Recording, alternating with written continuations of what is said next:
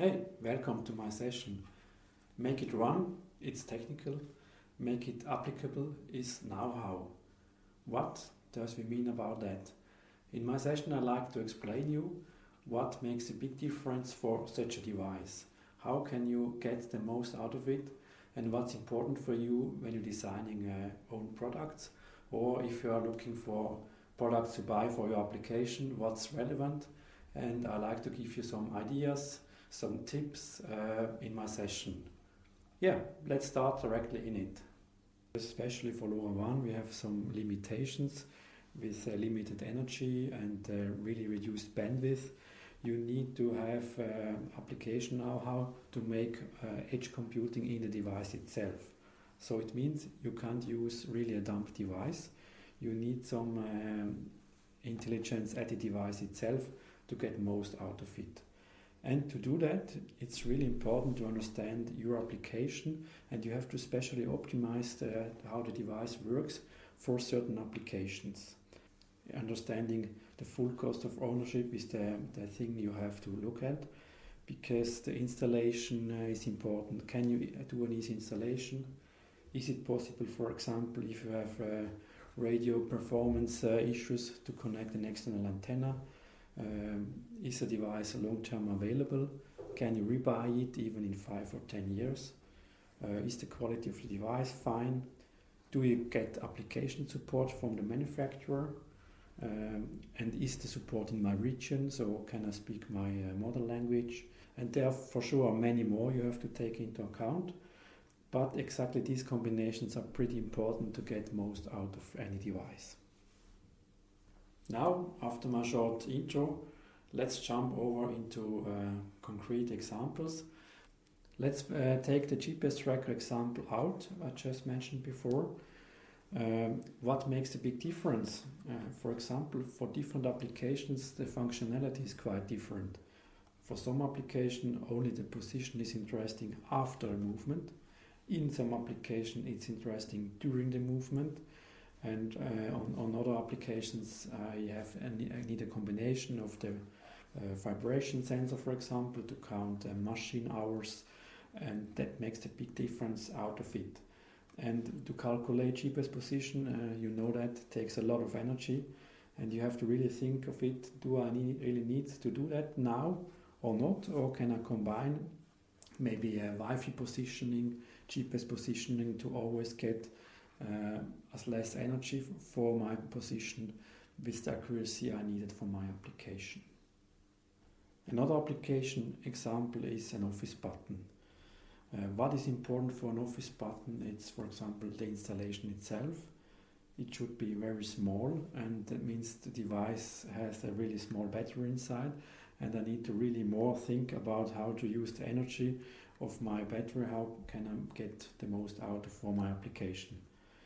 We have 3 different profiles defined in the button, and you can select over LoRaWAN download for which application I use my office button. The next example is a simple device which has mainly 8 digital inputs. With that device we thought a lot about our application we like to target, and the clue is we have 4 of them can we use as output. And with that combination, 8 inputs, 4 of them can be used as outputs, we get really the most out of it. An example is, for example, if we use the 8 inputs for impulse counting applications, like to read out meter data with a S0 interface, which is standardized on the market, you can simply count of it and send the data to the cloud. That's how a lot of general device work as. But for a meter application, you see from all devices at the same time what the usage was, and you can compare it at the same time. That's really important in the water market, that you see if I have some losses at some places, and I can really measure at the same time. For that I need a special function for the time synchronization, and we build that in the device, and it's really a main function for this application. Another example is, with that device we can do control and monitors of actors. For example, if you have a simple door which open and close, you have a motor in it, You can directly control over LoRaWAN, but then you have the problem, all my messages is not clear at which time they go down to my device, and I cannot really control the application for it. So we built an application now in it and a small embedded application which runs on the device itself. So you can say open hours I like to have and how the device should react, and I only have to send then over LoRaWAN, open my door, and I get back if there is a fault or if it works perfectly. And in the same matter, we can use the device for pumps. You can switch on and off. We have accounting how many times we switch on and off and what was the hour the device was working on it. The same for simple valves I use in the water field. I can open and close it over LoRaWAN, and I can set a time which the device measures from the open to the close position. And as long as the device acts in that set values, there's everything okay, and the device sends always back everything fine. If it's out of time, then I get the fault back and I have to think of it and go for to check the valve itself. With the same device, we have you can do, for example, a Mast switch monitor. There are many infrastructure in the energy market with some power masts, and you have to monitor if they are switched on or off, and it's a pretty safety function that you have always the right position of the switch, or is it really closed, is it really open, or is the switch in a between position. And for that we thought a lot about the application, and we have a special kit for it to add on the device, which are all mechanical parts inside, so you can just install exactly for that application. Another application with the same device is for object protection facilities. We have a special profile in it programmed. We have a lot of public infrastructure, and if the people like to go for it to make some maintenance, they have to open the door and they have a certain time to switch off the detection monitor.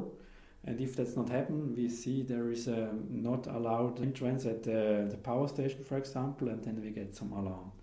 If we switch on by the key switch, then there is no alarm and everything is fine. Another thing we saw in the practice is, especially for passive infrared sensors to detect motion, they flutter a lot. So it means if you have some dust before it, you have a lot of enabling and disabling, and if you will send for every thing a simple LoRaWAN message, you will overload the network itself. So it means we have some times in it, so if we see the switch on, then it's deactivated for a certain time, and we always accept a new detection only after that time to reduce the costs for the energy for the transmission of it. What's other important is we can use this device for the transfer in the power grid. And we have a lot of deep know-how of the applications, how they should work and what's important to detect for that applications. We can use the same device as short circuit monitor, and for that it's really important to see at which time the short circuit monitor is switched on, and we can compare with other switches at which stage the first switch off was. The short circuit itself, we need a read back of them. Today there are simple switches and I need a call from the customer that there is no power at it. And that's a big thing we see for the future in the energy field. Comtac, our company which I work, we have over 30 years of experience, and we design many devices, so we saw over 350 projects in that time, and that makes really the difference out of it, and that's our knowledge is really our main thing we have to support you for different applications. So thank you very much for your time. If you have any questions or we can help you, just let me know. You see my contact details in the presentation here, and I'm happy to hear from you. Thank you.